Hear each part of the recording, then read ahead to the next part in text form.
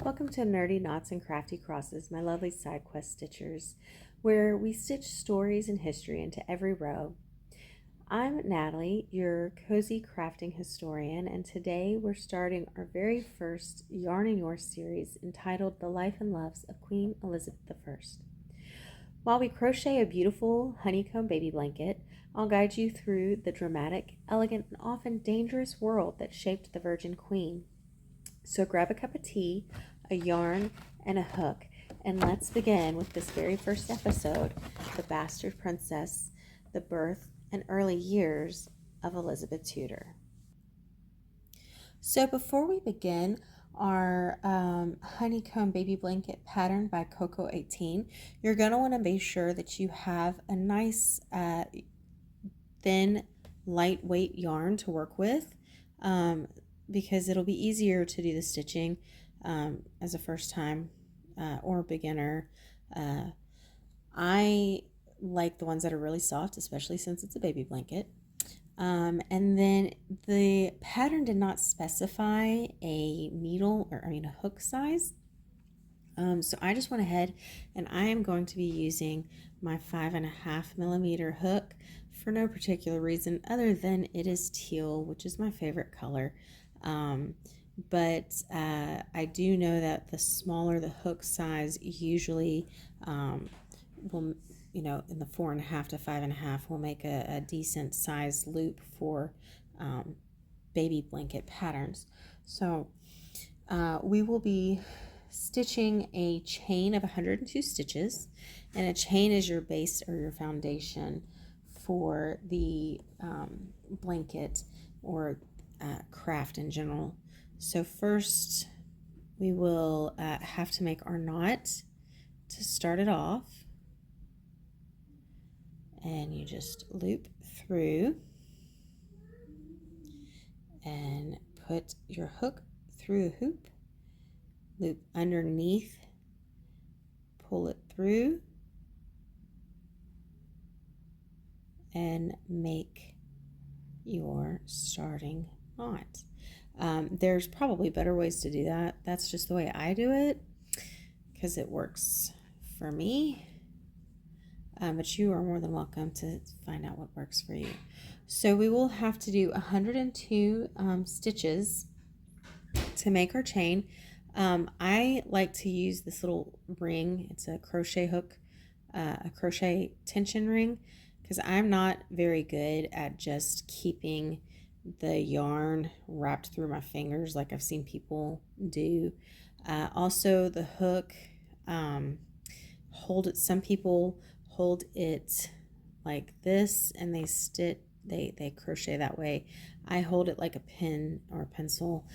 So it's just whatever is comfortable for you, but I use this little guy to help me keep my tension in place.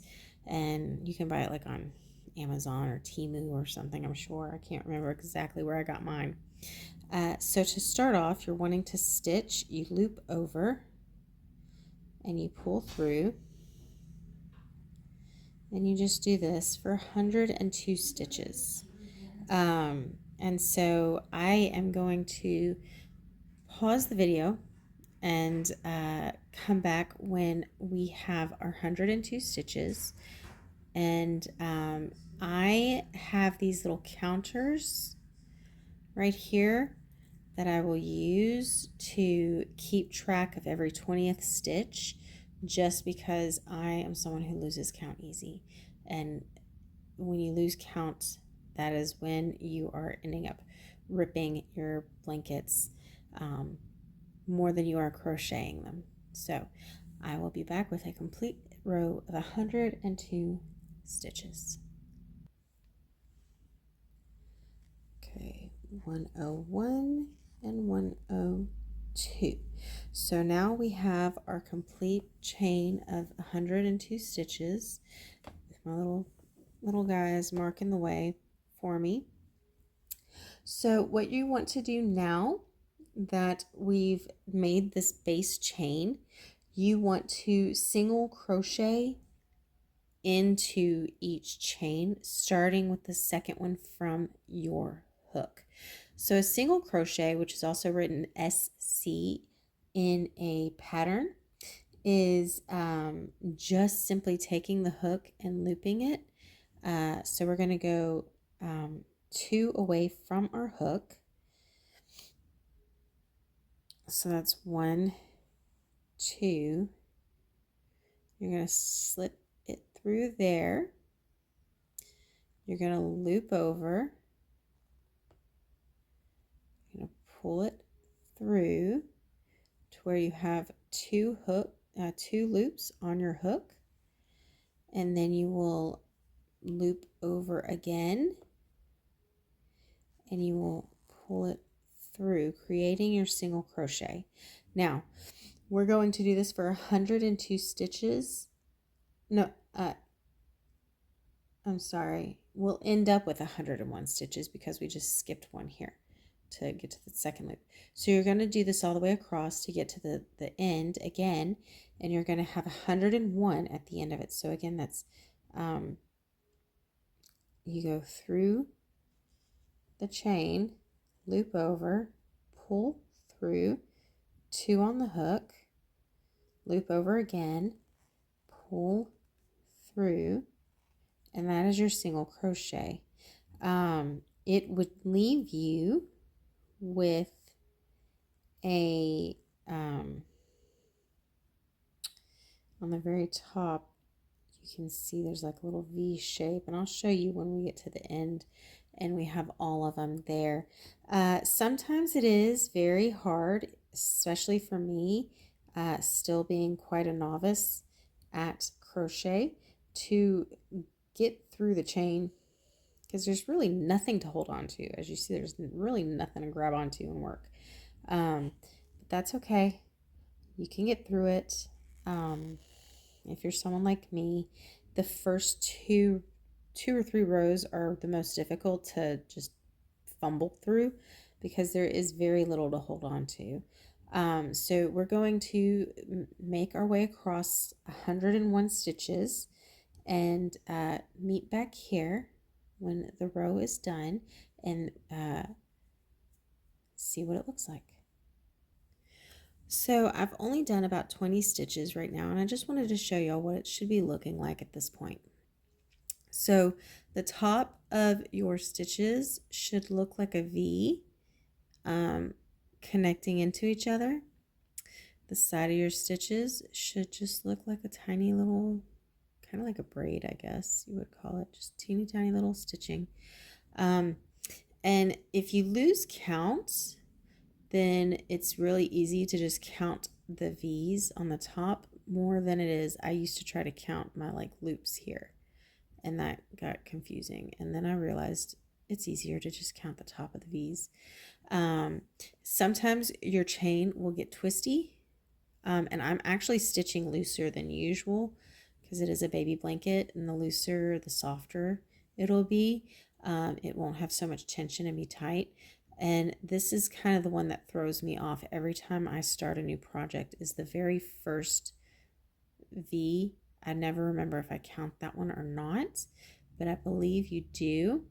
If when you get to the end and it's 101 stitches without this one, then I think you might need to count again. No, this one does count because it's the first V. Okay, so yes, it'll be 101 stitches counting this very first V. And you just go all the way down. So that's what it should be looking like. And we'll come back at 101.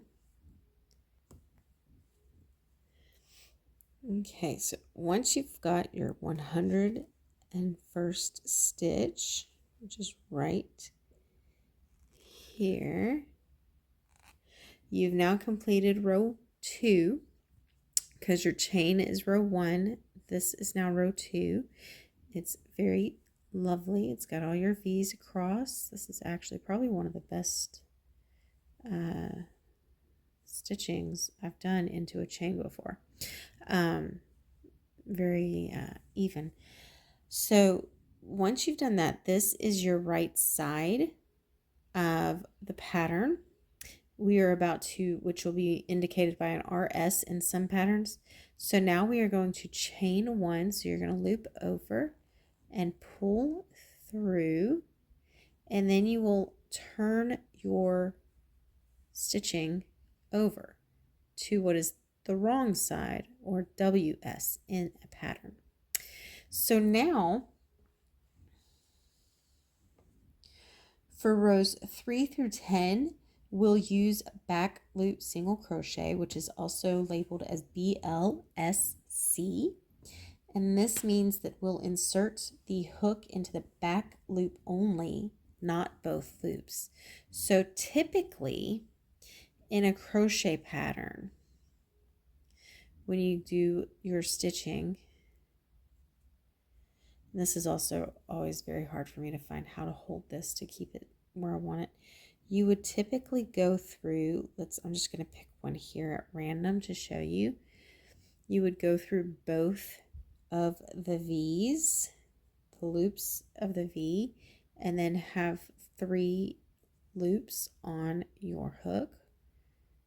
As you can see, 1, 2, and 3. But we are only going to go through the back loop and have 2 on there. And this one is going to stay there, and it's going to make it ribbed. It's going to have a rib effect.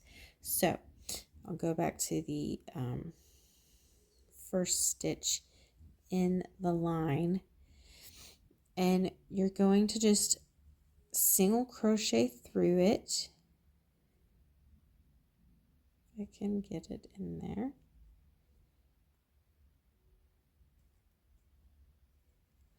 The start of every row until you're probably about on row, I don't know, 5 or 6, it's going to be really weird to try to find a holding, like how to hold. At least for me, it's not very comfortable until I get further up in the stitches. And so you're going to do this back loop single crochet.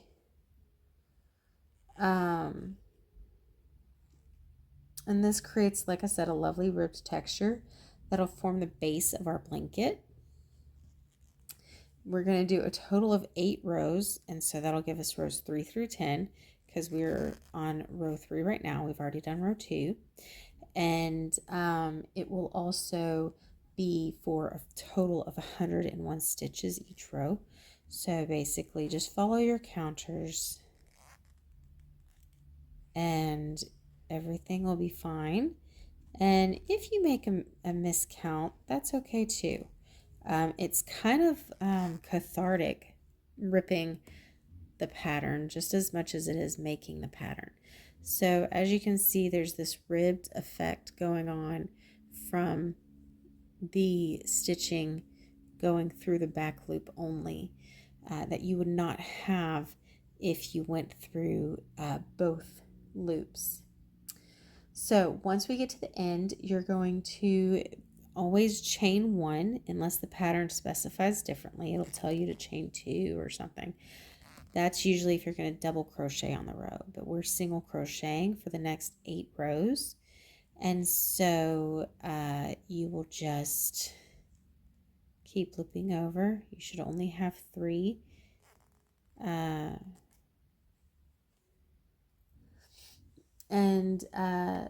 We're going to just try to keep our rows even, our stitches clean, our edges clean and even, and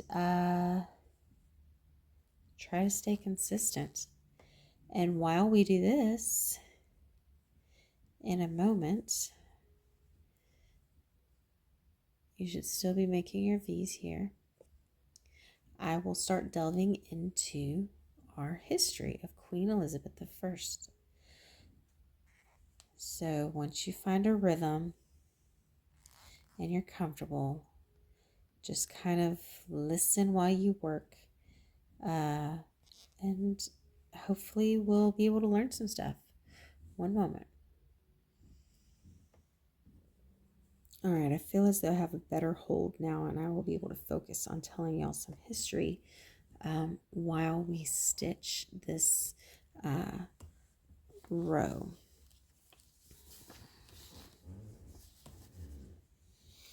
So Elizabeth Tudor entered the world on September 7th, 1533, at Greenwich Palace.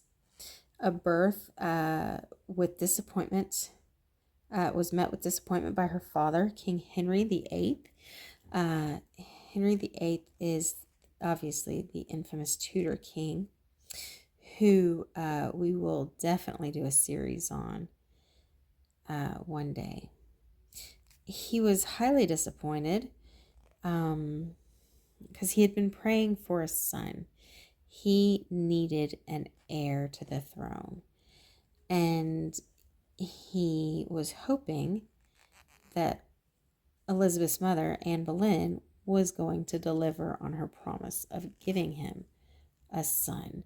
And she had risked everything, her reputation, her safety, and even her soul, according to some, in order to marry Henry. And she was unable to secure the heir she had promised him, and she gave birth to a daughter. At birth, Elizabeth was not yet the Virgin Queen or Gloriana, two of her monikers that she will go by later on in life. And she was just, in the eyes of many, an unwanted mistake. Yet, as an infant, Elizabeth was wrapped in silk and dignity and named after both grandmothers, Elizabeth of York and Elizabeth Howard. After her mother's dramatic fall from grace and execution, when Elizabeth was not yet 3, the child princess was declared illegitimate. She went from heir to the throne to Lady Elizabeth, which was a title that a bastard princess living on the fringes of the court deserved only. She was no longer princess. And one moment, because I'm about to have to move my counter. So now I know I have reached my 20th stitch on row 3.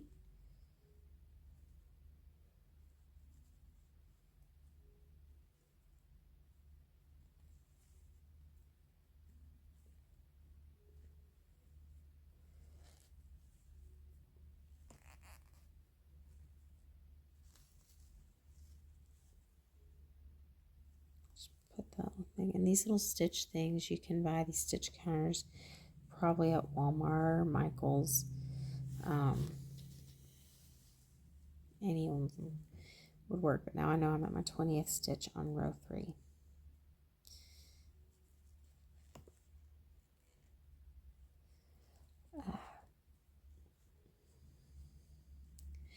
And yet, even as being a bastard and living on the fringes of court and favor of the king, she was still taught how to read, and she had tutors, and she started to read really early, and she learned really quickly how to do all things necessary to survive court and to one day possibly be welcomed back as a monarch of the kingdom if need be. Her tutors soon realized they were not teaching a simple-minded royal. Elizabeth could speak Latin, Greek, French, and Italian fluently before most children could write a sentence. She was a natural polyglot, and that served her well later in life when she does become monarch of England. And so begins a lifelong pattern, underestimated and overlooked, but always observing, always preparing.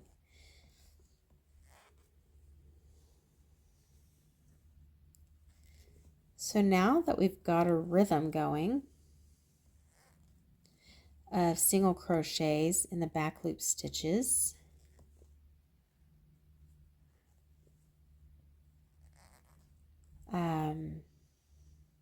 Just keep working steadily until you get to row 10.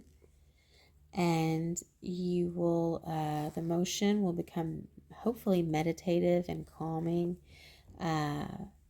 and perfect for soaking up stories either with myself, or if you need to binge watch on your shows that you need to catch up on.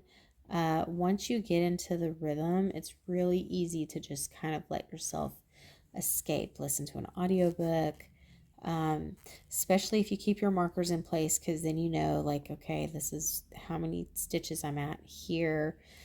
Let's just double check our rib is still going along nice and pretty all the way across.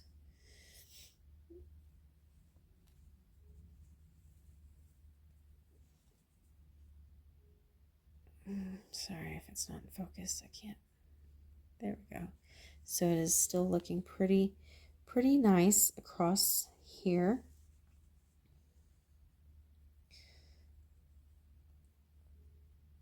So if you're just starting out, see, and I think sometimes I can't catch all of the thread within that one loop of yarn. So I do have to pull and start over, and that is okay too. Because again, sometimes the ripping is just as cathartic as the creating. And it's usually a very easy fix. And sometimes the work looks like it's really gapped, but once it starts getting more stitches, the gap will close. And so don't worry about that either. You're not going to have a huge hole in your work. It will even out. See? Already has, just after one more stitch. So if you're just starting out and you need to pause, don't worry. This is a process. It's not a race. And we'll be here to pick up where you left off. And you can always go back and rewind to see exactly how to make the stitch if need be. And you're just going to keep going until you reach 101 stitches again on this row. And then once you do, you're going to chain 1, and you're going to turn it back to the right side, and you are going to continue again on the back side loop of that row. And you're going to do this till you get to row 10. If you need to count your rows, you can also always take these little counter guys and put them on the ends of your yarn at each row, or at certain intervals. Like if you want to do every 2 rows or something, you'd put them there. So before I close today's episode, it's important to remember this. Elizabeth learned from exile. She learned resilience from rejection. And in a world where girls were meant to be quiet, obedient, and ornamental, she became the embodiment of calculated power. She was shaped by sorrow, and she used that sorrow like a chisel, carving herself into a monarch feared, respected, and admired across Europe. Thank you so much for stitching with me today and sharing this story. If you enjoyed our little blend of cozy crochet and captivating history, I'd love for you to hit the like button, subscribe, turn on the notifications so you don't miss a next chapter of Yarn and Yore, and share with your friends. We've only just begun Elizabeth's incredible life, and next episode 2, Exile, Education, and the Tower, A Teenage Princess in Peril, we will continue learning about Elizabeth and continue with row 11 of our blanket. Thank you. Bye.